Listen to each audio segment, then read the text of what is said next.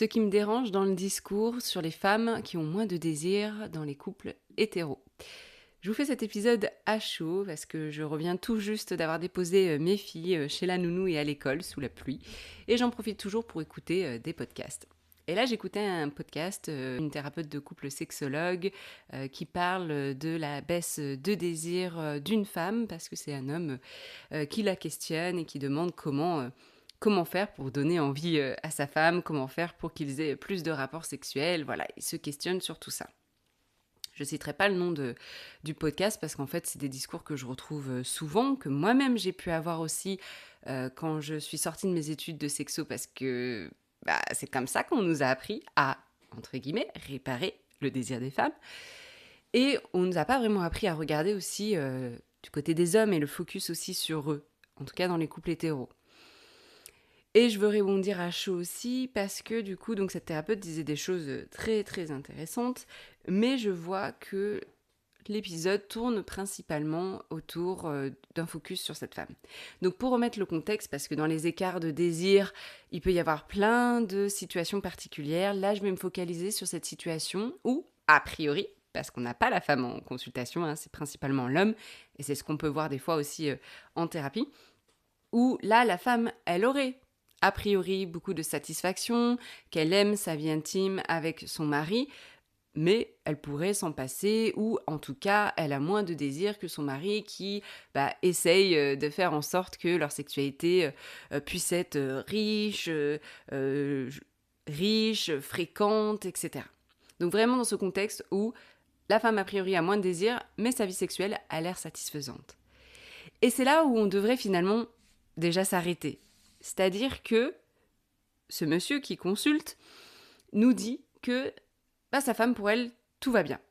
Mais que lui a le problème que ce n'est pas aussi fréquent qu'il aimerait ou pas aussi rassurant. D'ailleurs, il le dit, moi ça m'angoisse, j'ai peur qu'elle aille voir ailleurs ou qu'elle puisse trouver d'autres hommes satisfaisants. Il n'y a rien qui me rassure dans la relation parce que il n'y a pas cette sexualité et parce qu'il n'y a pas ce contact physique qui d'ailleurs ne passe pas forcément que par la sexualité mais aussi par le manque de toucher, le manque de chaleur de la part de sa partenaire.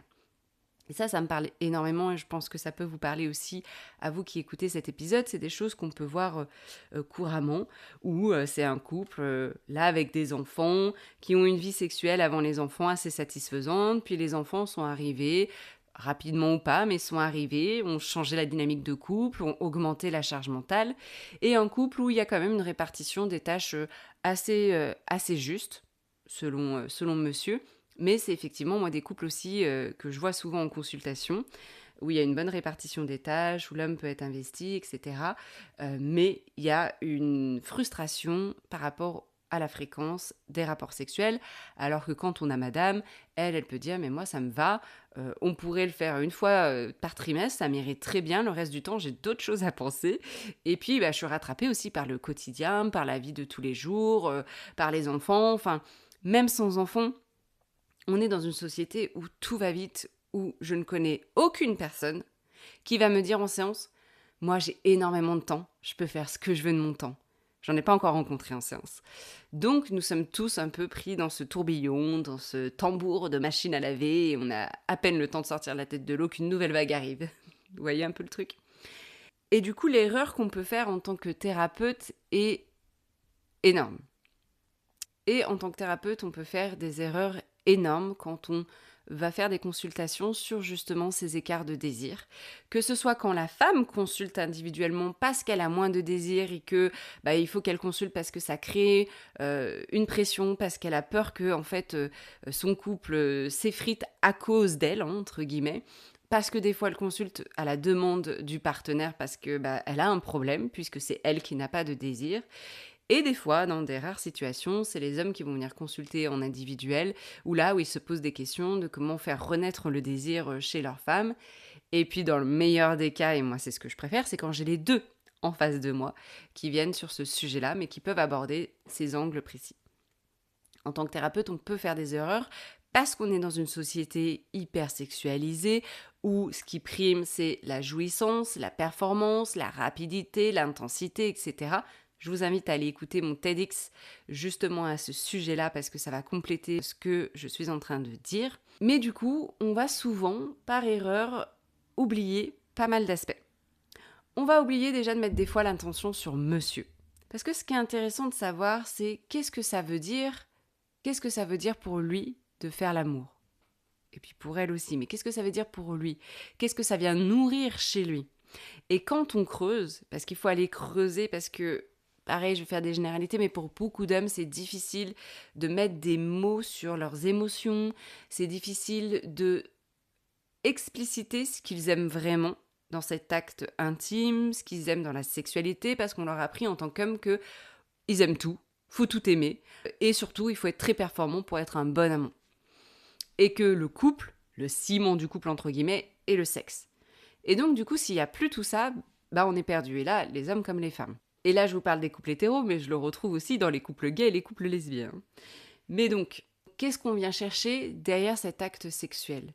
Et en fait, quand on vient creuser, souvent les gens vont dire, mais en fait, j'ai besoin de connexion avec mon ou ma partenaire. Que quand j'ai pas cette connexion qui passe pour l'instant via le prisme de la sexualité, quand j'ai pas de sexe, en fait, j'ai l'impression que rien ne va dans mon couple et ça me crée de l'anxiété. Et ça, beaucoup vont le dire, et d'ailleurs dans cet épisode, ça a été dit, mais ça n'a pas été attrapé. Et donc, il faut se pencher sur ça aussi. Ah, donc ça vous crée de l'anxiété quand vous n'avez pas de sexe. Et pourquoi? Qu'est-ce que vous vous dites? Quelle est l'histoire que vous vous racontez derrière ça? Qu'est-ce que ça vient peut-être réveiller aussi? Peut-être que dans le passé, il y a eu des expériences où mon couple, il n'y avait pas de sexualité, puis j'ai été trompée. Ou alors j'ai été critiquée sur mes performances, ou alors j'ai une très faible estime de moi et j'ai peur de ne pas être un bon amant et donc il faut qu'on ait du sexe parce que j'ai envie de satisfaire ma partenaire. Ou alors je me valorise que parce que ma partenaire a du désir et du plaisir. Et donc ça peut créer des difficultés, une pression sur la sexualité. Et donc, ce qui est important de se questionner, et j'aime beaucoup ça parce que dans l'épisode qu'on avait fait avec Chris Aude, et il en reparle dans un autre de ses épisodes, c'est est-ce que quand je viens vers ma partenaire, là je m'adresse plus aux hommes parce que c'est le contexte justement d'un homme qui consulte parce que sa partenaire a moins de désir, mais ça vaut pour, là si vous êtes la personne dans votre couple qui a le plus de désir, de vous dire quand j'approche mon ou ma partenaire, est-ce que c'est un désir de connexion ou est-ce que c'est un désir de frustration / de peur? Parce que c'est pas la même chose. C'est pas du tout la même chose en termes de non-verbal, en termes de ressenti, en termes de système nerveux. Si vous venez avec un désir de frustration, un désir de manque, un désir de ça fait 7 jours qu'on n'a pas fait l'amour, là rien ne va, j'ai peur, qu'est-ce qui se passe, etc. Votre système nerveux, il est déjà activé. Et quand vous allez aller vers votre partenaire, même si vous pourriez dire tout ce que vous voulez, faire les meilleures caresses du monde, votre système nerveux il est déjà activé, votre partenaire va le ressentir et ça va mettre une alarme aussi dans son corps et ça va se refermer. Ce n'est pas excitant d'avoir un partenaire ou une partenaire en face de soi qui vient vers nous avec une frayeur, avec une anxiété, avec un manque, avec une obsession, un truc qui n'est pas, j'ai envie de dire, sain dans le sens pas un désir vraiment de connexion. C'est parce qu'il y a un manque qu'on vient. Et donc du coup, le ressenti pour là où le partenaire qui du coup reçoit ce désir-là, c'est la sensation qu'on va venir me prendre quelque chose. Parce que quand je suis avec un désir de frustration ou de peur, je cherche à venir prendre quelque chose de mon ou ma partenaire pour venir combler ce manque. Alors qu'à la différence, si je viens avec un désir de connexion, c'est-à-dire que je suis déjà bien avec moi-même, je suis satisfaite, je suis plutôt bien dans ma tête, dans mon corps, et j'ai vraiment envie de partager ce moment avec mon ou ma partenaire. C'est pas la même chose du tout. C'est déjà beaucoup plus rassurant, votre système nerveux il est calme, il est sécure, et donc ce qui peut déjà aussi aider le ou la partenaire à sentir que c'est un désir vraiment, j'ai envie de dire vrai dans le sens pur de connexion. Et que du coup, au lieu de venir prendre quelque chose de mon ou ma partenaire, je viens pour partager, pour être avec mon ou ma partenaire. Un désir de connexion, c'est pour être avec son ou sa partenaire. Un désir de frustration, c'est pour prendre quelque chose. Et donc, en face, vous allez avoir des personnes qui vont, pouf, alerte, ça donne pas du tout envie. Et surtout qui vont dire, mais moi, ça m'épuise la sexualité.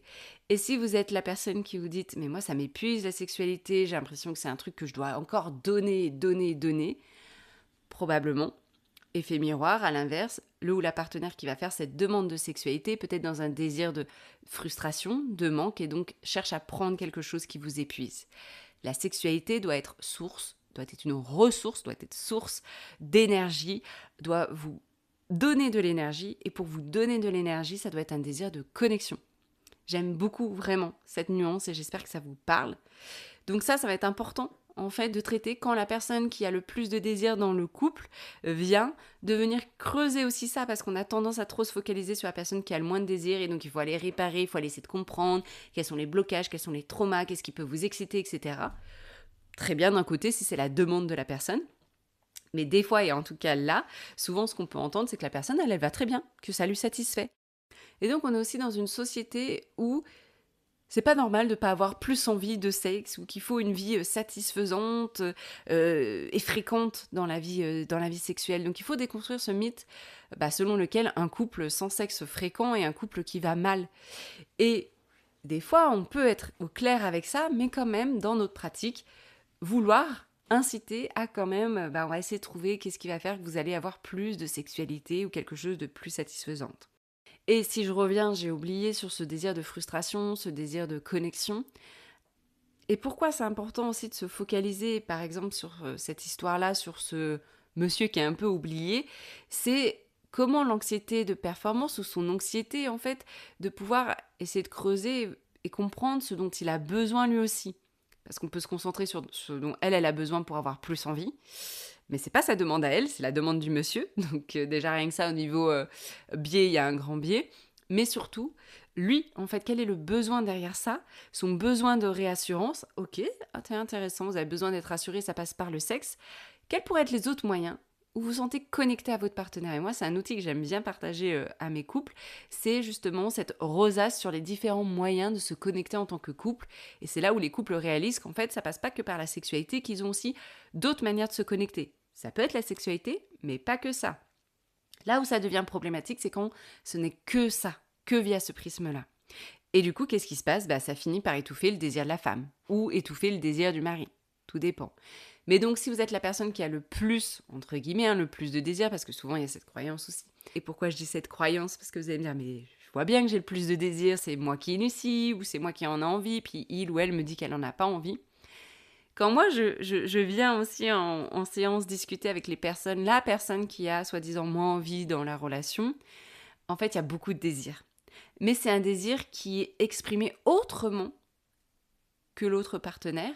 Et donc là, c'est pour ça que c'est intéressant qu'on vient parler des langages érotiques. Et là, il y a beaucoup de compréhension de la part du couple sur la manière de fonctionner. Et si on comprend, il y a moins de jugement et ça laisse des portes ouvertes à d'autres explorations.